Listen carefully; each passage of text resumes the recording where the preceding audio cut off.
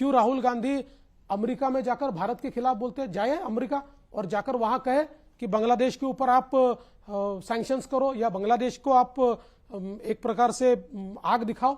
ये क्यों नहीं कहते राहुल गांधी? जिस तरह से इस देश में इस समय कुछ विषयों को लेकर विवाद चल रहा है, संभल में एक मस्जिद को लेकर विवाद चल रहा है और अजमेर दरगाह को लेकर भी एक कोर्ट में पिटीशन फाइल हो गई है, इन स्थितियों को आप कैसे देखते हैं? कि महत्व की बात यह है कि आप अगर दुनिया का इतिहास देखें, दुनिया का, तो दुनिया के इतिहास में जब जब वहां की मूल परंपरा पर आक्रांताओं ने आक्रमण करके वहां के जो मूल स्थल थे, जो आस्था के केंद्र थे, जो उनकी अस्मिता के केंद्र थे, इनको तोड़ा या उनका स्वरूप बदला, तो जब आक्रांता चले गए और वो स्वतंत्र हुए, तब तक उन्होंने अपने मूल स्वरूप को वहां पर प्राप्त किया है, उसको लोगों के लिए उन्होंने प्राप्त करके दिया है।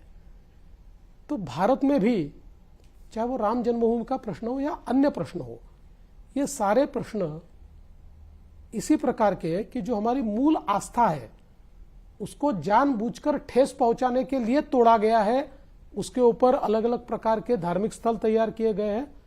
मुझे ऐसा लगता है कि अगर लोगों के मन में है कि इसका मूल स्वरूप आना चाहिए तो ये गलत नहीं है, लेकिन मैं ये कहना चाहता हूं कि इसके लिए हमारे देश में कोर्ट है, कानून है, कानूनन लड़ाई लड़कर ये सारी चीजें होनी चाहिए। और मैं ऐसा मानता हूं कि हिंदुत्व में दूसरों की भावनाओं को ठेस पहुंचाकर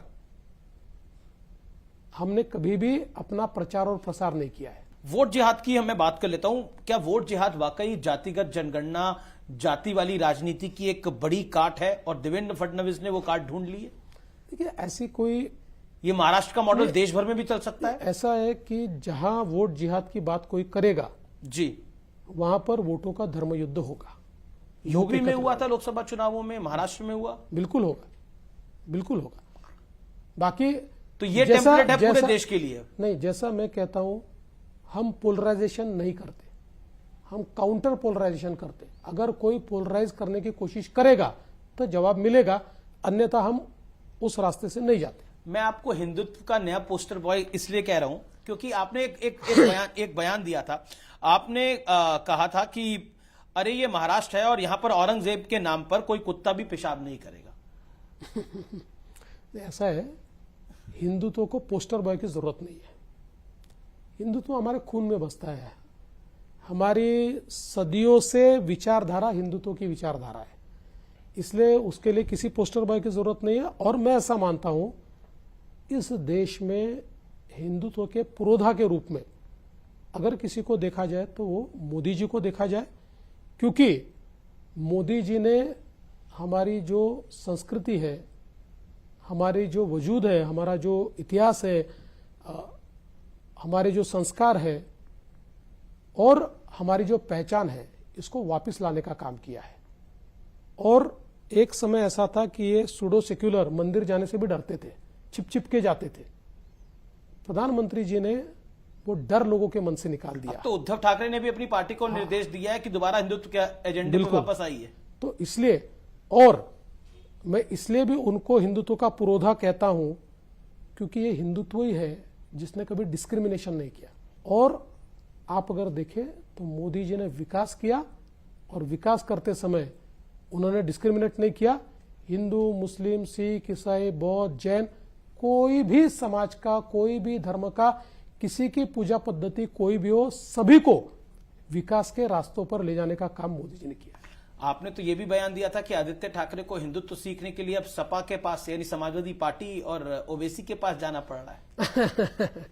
नहीं, मैंने, ऐसा है कि चुनाव प्रचार के दरमियान उन्होंने ये कहा था कि भाई देवेंद्र फडणवीस मुझे हिंदुत्व न सिखाए। जी, मैंने कहा था मैं क्यों सिखाऊं भाई, मैं थोड़ी कोई सिखाने वाला होता हूं। अभी तो आपके पास सपा है, आपके पास ओवैसी है, आपके पास ये सारे लोग हैं, आपको सिखाएंगे।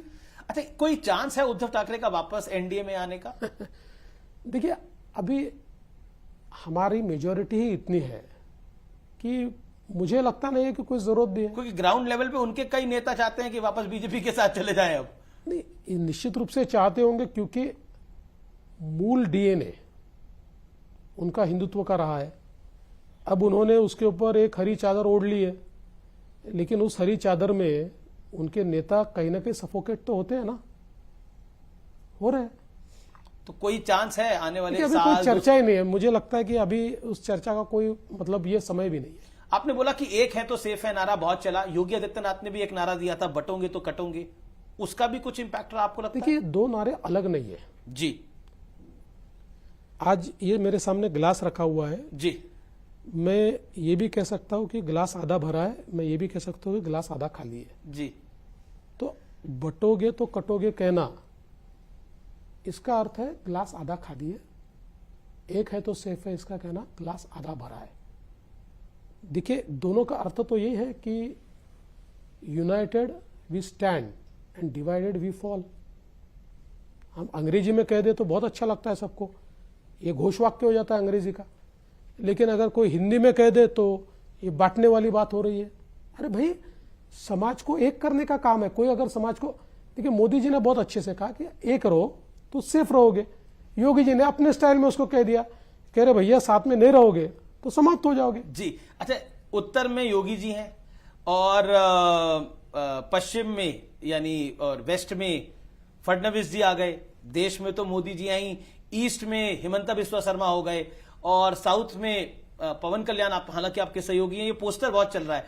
तो कैसे आप देखते हैं, मतलब आपको लगता है कि फ्यूचर ऑफ बीजेपी इज जो है, आप भविष्य है भारतीय जनता पार्टी का भारतीय जनता बड़े रूप में? भारतीय जनता पार्टी में बहुत नई जनरेशन के नेता है जी, इसलिए भारतीय जनता पार्टी का फ्यूचर ब्राइट है।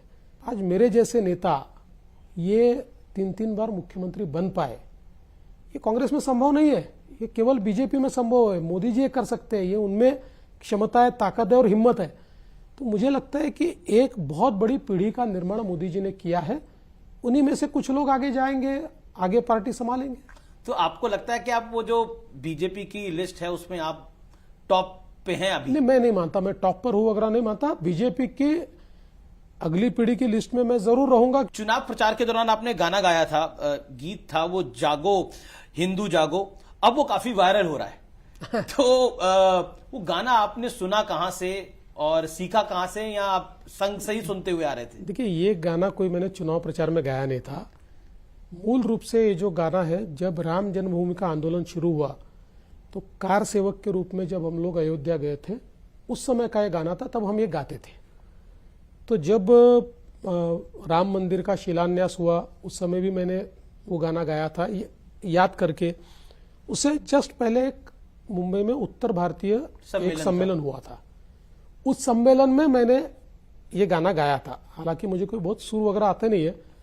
अभी आजकल टेक्नोलॉजी ऐसी है कि हमारे कुछ लोगों ने वो गाना उठाया वहां से जी, और उसको बैकग्राउंड में म्यूजिक डाल दिया, उसमें कुछ कोरस डाल दिया, तो एक वो गाना बन गया। और मैं तो आपको बोलने वाला था 2 लाइनें अगर आप नहीं, चुनाव में उसको नहीं भाई साहब, मैं इतना बेसुरा हूं कि मैं नेशनल टेलीविजन पे अपनी इज्जत नहीं उतारना चाहता। जी जी जी जी, लेकिन हम लोग आप सवाल करते हैं कि वर्क लाइफ बैलेंस होना चाहिए, तो आप वर्क वाइफ बैलेंस बना लेते हैं अपना? नहीं बना सकते। देखिए क्या होता है, ये कहना बड़ा आसान होता है, लेकिन आप जब इस मकाम पर पहुंचते हो, इतना संघर्ष और इतना आपको एक प्रकार से काम करना पड़ता है, तो आपके घर वालों को सैक्रिफाइस करना ही पड़ता है। मेरी वाइफ हो, मेरी माँ हो या मेरी बेटी हो, जी, सभी को सैक्रिफाइस करना पड़ता है। मेरी वाइफ को मेरा समय नहीं मिलता, मेरी बेटी अभी 10th में 10वीं क्लास में है, जी, उसको भी मैं समय नहीं दे पाता। लेकिन घर के लोग भी समझते हैं कि भाई जो काम मैं कर रहा हूं वो देश के लिए, वो समाज के लिए, तो कभी नाराज भी होते